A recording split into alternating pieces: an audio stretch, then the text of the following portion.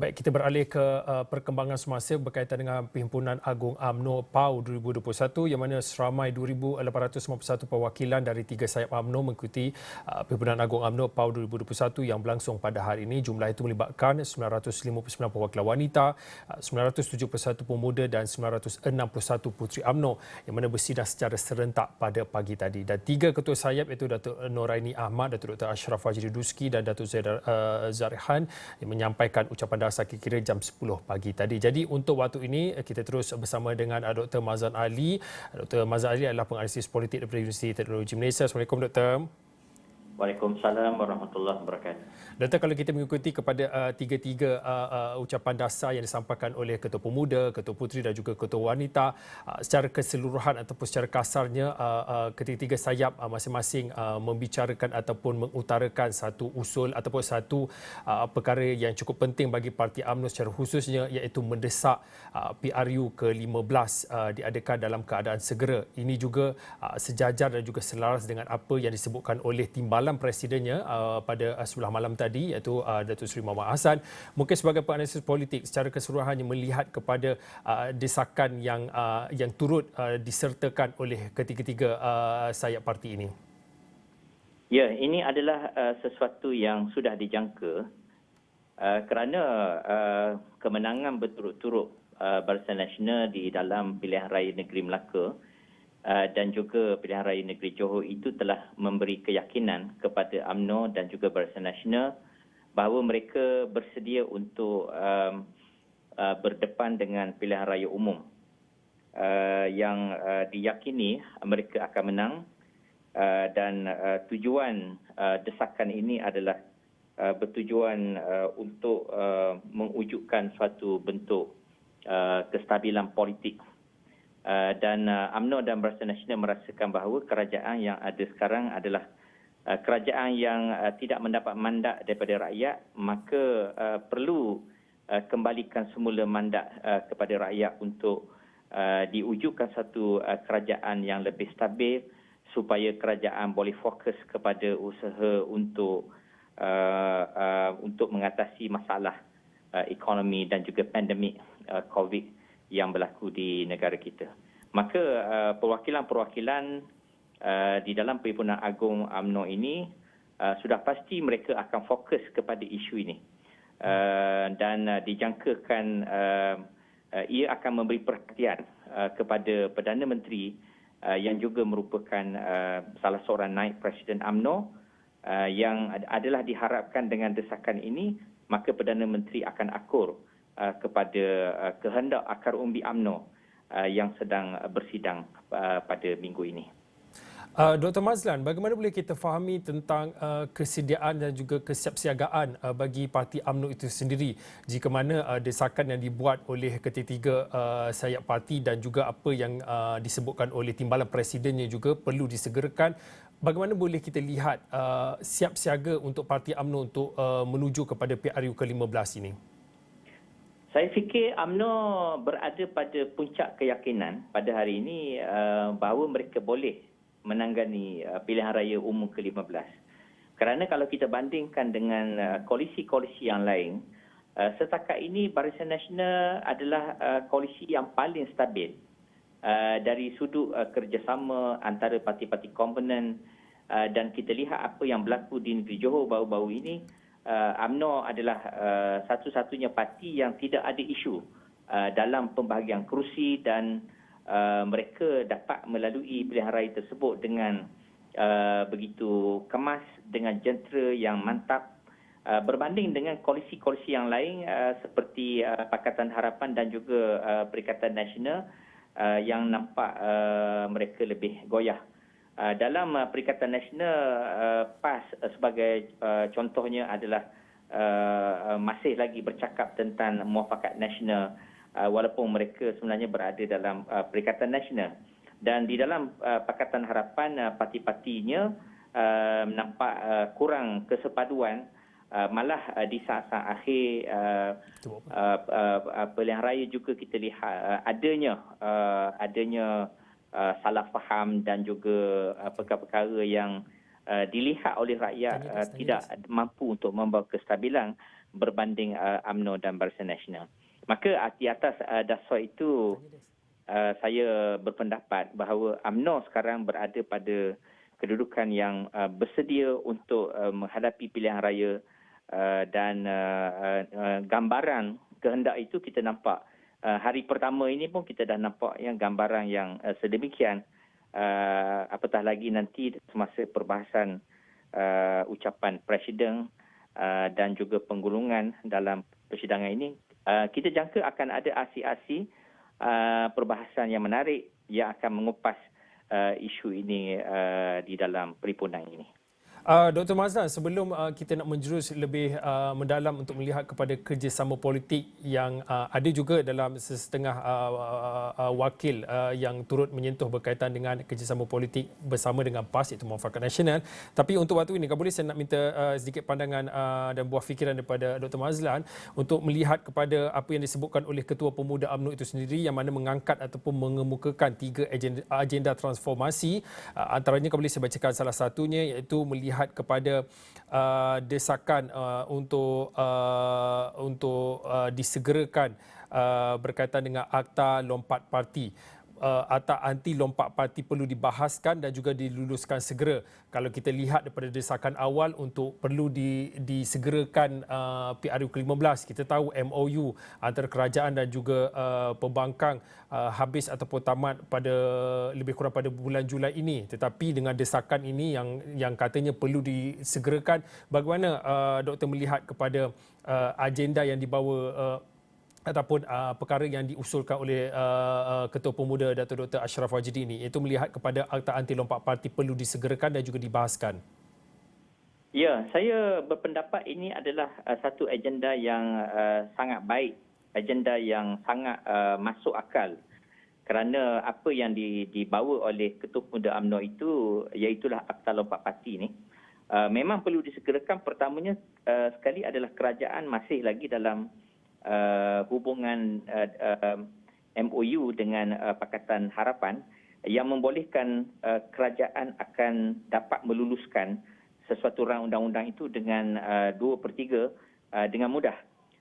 Dan saya fikir Ketua Pemuda terkesan dengan isu lompat parti ini kerana di peringkat akar umbi perhimpunan ini juga disuarakan, banyak disuarakan, disebut oleh Tok Mat semalam dalam ucapannya. Semalam menyatakan adanya aksi-aksi lompat-melompat, tidak setia, dan ini sebenarnya adalah kunci kepada ketidakstabilan kerajaan dan parti-parti politik yang berlaku. Kerana sepanjang tempoh 2018 hingga hari ini, lompat-melompat ini adalah satu fenomena yang sudah biasa dan sehingga menjemukan rakyat. Malah kita lihat dalam beberapa pilihan raya negeri sebelum ini, peratus turun mengundi yang rendah itu mungkin gambaran bahawa sebahagian besar daripada rakyat sangat muak dengan keadaan politik disebabkan ahli-ahli parlimen, wakil-wakil rakyat yang dengan semudahnya mereka mengkhianati mandat yang telah rakyat berikan pada mereka dengan melompat ke sana ke sini. Dan maka apa yang disebut oleh Ketua Pemuda itu pada saya adalah sesuatu yang wajar dan mungkin akan diberi perhatian di dalam perhimpunan agung ini untuk mendesak kerajaan supaya segera membawa usul ini ke parlimen, dan dengan adanya MOU dengan Pakatan Harapan, saya yakin akta anti lompat ini dapat diluluskan dengan jayanya. Kerana saya fikir Pakatan Harapan juga mereka terkesan dengan isu lompat parti ini yang menjatuhkan kerajaan dahulu, kerajaan PS dulu pun adalah disebabkan oleh fenomena lompat-melompat ini. Jadi saya fikir agenda ini akan mendapat perhatian dan akan disokong bukan sahaja oleh akar umbi UMNO, malah oleh rakyat secara keseluruhannya. Mereka bersetuju supaya akta ini diimplementasikan segera supaya wakil-wakil rakyat tidak dengan semudah-mudahnya mereka meninggalkan ataupun mengkhianati mandat yang telah rakyat memilih mereka di kawasan masing-masing. Dr. Mazlan, bagaimana kita fahami perbezaan pandangan dan juga desakan ini? Dalam masa yang sama kita melihat kepada dua perkara yang berbeza. Satu, desakan untuk PRU ke-15 perlu disegerkan. Kedua, berkaitan dengan desakan untuk melihat kepada perlu diperbahas dan dipercepatkan tak anti lompat parti itu. Sukar untuk kedua-dua desakan ini dilakukan ataupun dilaksanakan secara serentak. Tetapi bagi Dr. Mazlan, apa perkara ataupun desakan mana yang perlu diutamakan? Adakah PRU ke-15 yang perlu diutamakan ataupun perkara-perkara yang berbangkit dalam MOU yang telah pun dicapai antara kerajaan dan juga pihak pembangkang? Kalau ditanya pandangan saya berpendapat membawa usul dan meluluskan rang undang-undang anti lompat itu adalah lebih penting lagi kerana dia adalah kunci kepada kestabilan.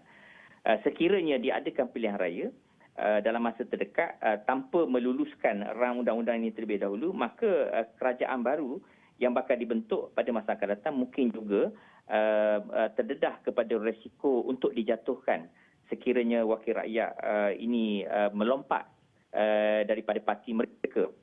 Tambahan, apabila pilihan raya ke-15 ini sekiranya tidak ada mana-mana parti yang boleh mengungguli kursi-kursi parlimen dan terpaksa membentuk gabungan ataupun kerajaan campuran ataupun kerjasama, ini sebenarnya adalah satu keadaan yang tidak begitu baik kepada rakyat dan negara.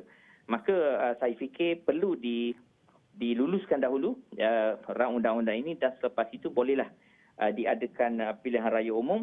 Namun pilihan raya umum sebenarnya adalah hak prerogatif Perdana Menteri.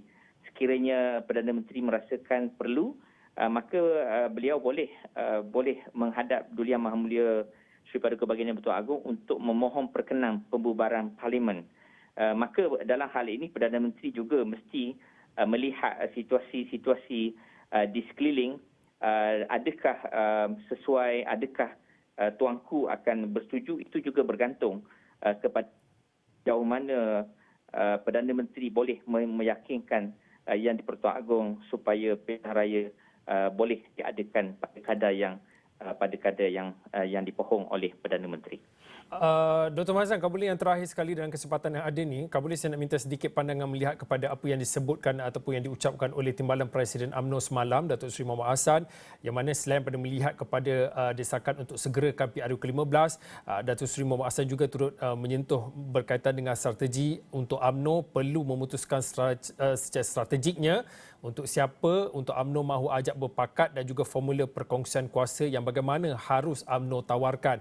Selain pada kita melihat pada kerjasama politik, satu perkara yang cukup penting untuk lihat adalah berkaitan dengan muafakat nasional. Hala tujunya, sedikit pandangan daripada Dr. Mazlan. Ya, kita lihat UMNO juga sekarang adalah dalam persimpangan. Apabila pada satu masa PPP UMNO seolah-olah menyindir dan juga menyatakan PAS sebagai sebuah parti yang main banyak kolam sebagaimana disebut oleh Tok Mat semalam. Ini sebenarnya boleh mengguris perasaan PAS, dan PAS sebelum ini juga pernah menyatakan UMNO seperti seekor itik yang patah kaki dan sebagainya. Jadi perkara-perkara ini sebenarnya nampak akan menjarakkan lagi hubungan antara UMNO dan PAS. Tetapi mengapakah pemimpin-pemimpin UMNO juga termasuk Tok Mat seolah-olah membuka satu dimensi, seolah-olah muafakat itu ataupun kerjasama itu perlu dilaksanakan sebelum PRU ke-15. Ini juga mungkin nak keputusan pilihan raya di negeri Melaka dan juga Johor yang menunjukkan walaupun Barisan Nasional menang dalam pilihan raya tersebut, tetapi kemenangan Barisan Nasional itu adalah disebabkan kelebihan-kelebihan yang Barisan Nasional miliki dari sistem first past the post yang sebenarnya menguntungkan parti yang menguasai kawasan luar bandar. Jadi parti-parti yang kuat pengaruhnya di bandar tidak mendapat kelebihan daripada sistem first past the post ini. Maka dari segi kita lihat dari segi undi popular, Barisan Nasional tidak majoriti. Menunjukkan bahawa pada hari ini sebenarnya penyokong-penyokong Barisan Nasional ini bukanlah kumpulan majoriti di kalangan pengundi Malaysia. Maka ini mungkin menjadi satu kebimbangan kepada Barisan Nasional bahawa tidak cukup kerjasama mereka hanyalah semata-mata dengan MCA dan MIC, tetapi mereka perlu kepada muafakat yang lain kepada parti-parti Melayu seperti PAS sebagai contohnya. Tetapi saya yakin dalam situasi ini, prestasi Perikatan Nasional yang begitu baik dalam pilihan raya negeri Johor mampu menang di Daun Endau dan juga Bukit Kepong yang kita tahu itu kawasan Melayu, kawasan pengaruh UMNO begitu kuat, tetapi Tan Sri Muhyiddin nampaknya dapat menembusi UMNO di kawasan itu adalah petanda baik bahawa hubungan kerjasama antara Bersatu dan PAS itu sebenarnya mampu memberi cabaran kepada pilihan raya ke-15 akan datang, khususnya cabaran terhadap UMNO itu sendiri. Maka sebab itu idea ini dilontarkan, muafakat itu masih diperlukan. Sepatutnya UMNO fokus bahawa mereka hanyalah berkoalisi dengan rakan-rakan tradisional mereka MCA dan MIC, itu sudah cukup. Tetapi nampaknya ketidakyakinan UMNO ini adalah sesuatu yang realiti dalam politik pada masa sekarang yang nampaknya lebih terbuka kerana bilangan pengundi-pengundi, partisipan dan juga pengundi atas pagar yang semakin besar hasil daripada Undang-Undang 18 tahun secara automatik menjadi pengundi itu nampaknya telah membimbangkan UMNO. Baik, terima kasih Dr. Mazlan Ali. Dr. Mazlan Ali adalah penganalisis politik Universiti Teknologi Malaysia yang mana berkongsi pandangan melihat kepada perkembangan semasa dan juga perjalanan Perhimpunan Agung UMNO PAU 2021.